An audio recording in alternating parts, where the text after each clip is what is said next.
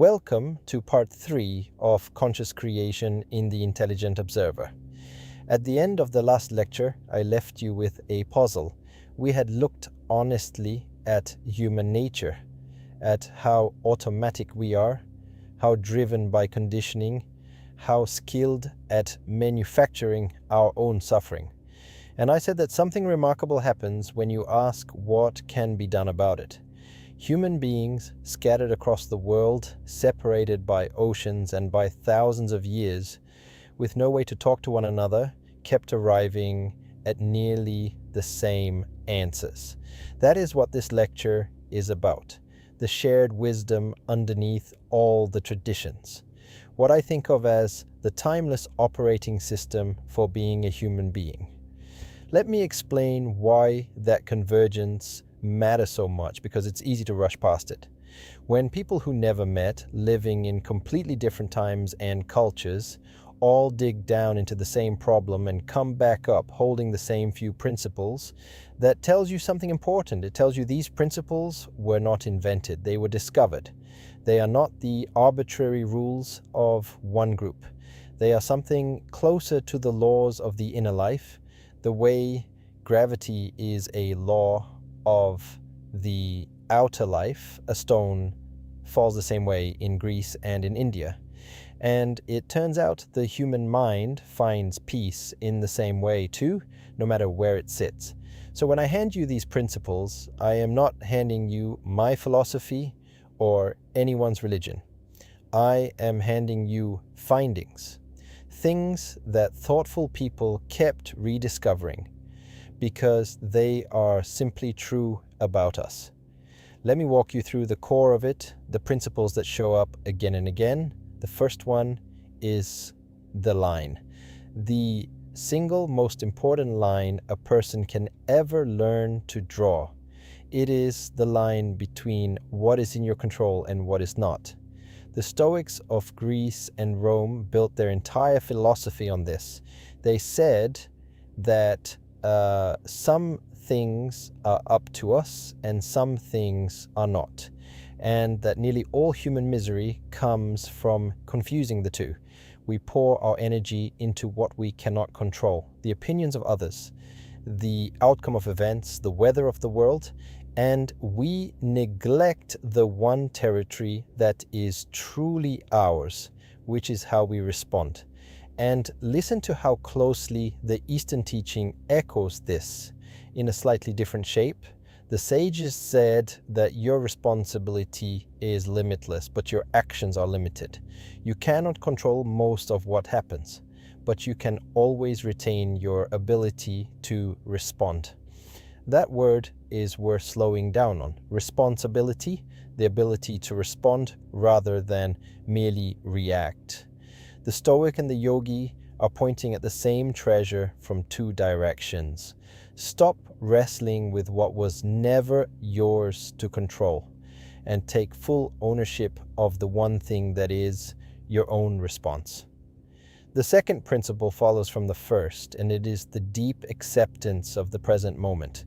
The Stoics taught that wisdom means accepting what is, not grudgingly but fully, even learning to welcome your fate rather than fight it. And the Eastern teaching puts it in a way I find unforgettable. This moment is inevitable. The way it is the way it is.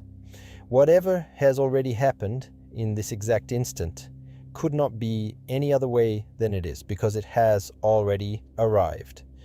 To argue with this moment is to argue with something that has already finished happening. It is the purest form of losing. You can shape the next moment. You have real power over what comes. But the present, the one that is already here, asks only to be accepted. And the strange gift hidden in that acceptance is peace, not passivity. Peace. Because so much of our exhaustion comes from the endless inner argument with a reality that has already made up its mind. The third principle is the one we touched at the end of the last lecture, the witness within. Across these traditions runs the same astonishing claim. You are not your thoughts. You are not your passing emotions. You are not even the body.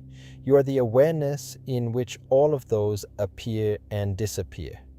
The Indian sages called this the witness consciousness, the silent watcher that observes the whole show without being disturbed by it.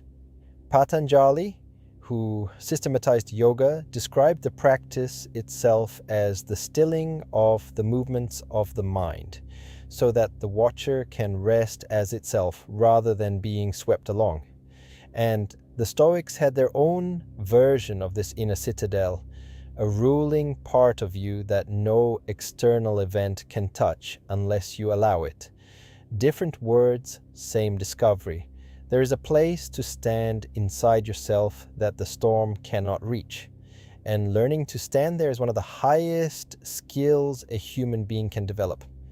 The fourth principle is perspective, the medicine of remembering how small and how brief we are. The Stoics kept death in front of them on purpose, not to be morbid, but to stay awake. Remember that you will die, they said, and suddenly the petty grievance loses its grip and the precious thing becomes precious again. The Eastern teaching offers the same medicine from the side of vastness. Remember that you are a tiny speck in an unimaginably large cosmos, here for the briefest flash of time. Most people hear that and feel small in a sad way. But that is not how the wise ones meant it. They meant it as freedom. If you're a tiny speck passing through eternity, then the thing you are so anxious about tonight is lighter than you think. The pressure releases. You can hold your life with open hands instead of a clenched fist.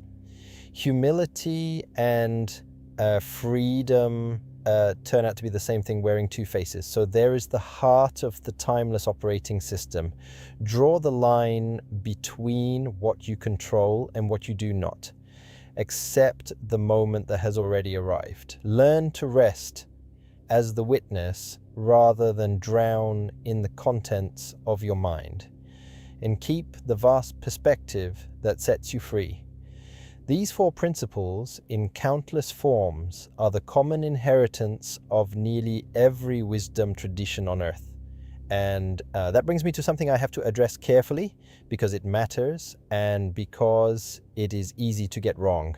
You may have noticed that these principles come dressed in the language of various religions and philosophies. And you might be wondering where your own faith fits into all of this, or whether following this path means leaving your faith behind.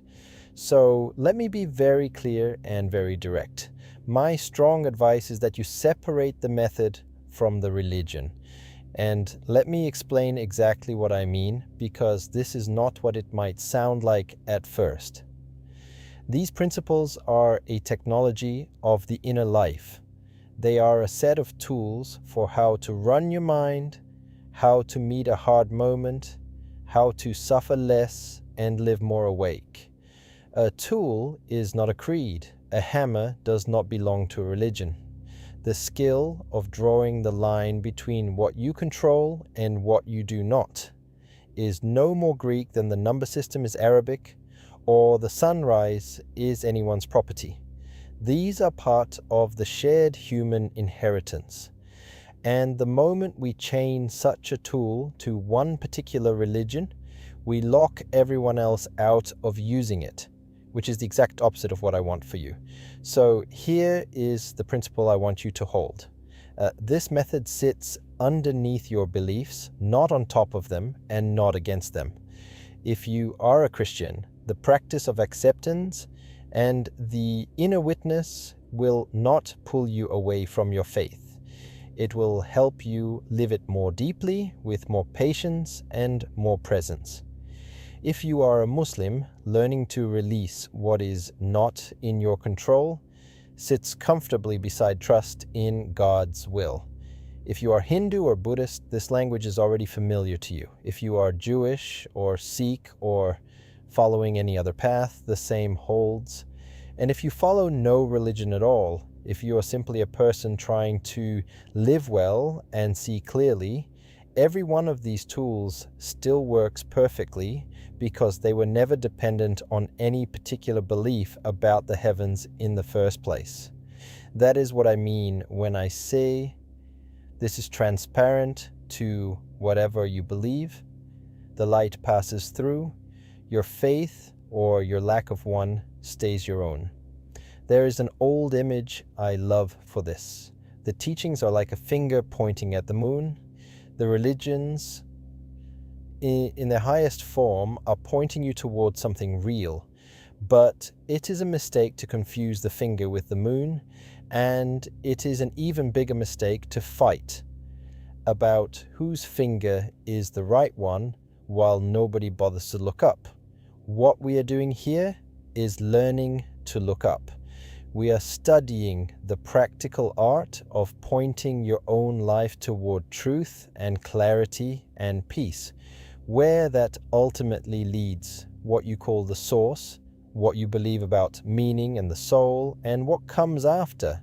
That is the sacred territory of your own faith, and I will not touch it. I have no interest in replacing your religion. I have every interest in handing you tools that will serve you, whatever your religion happens to be.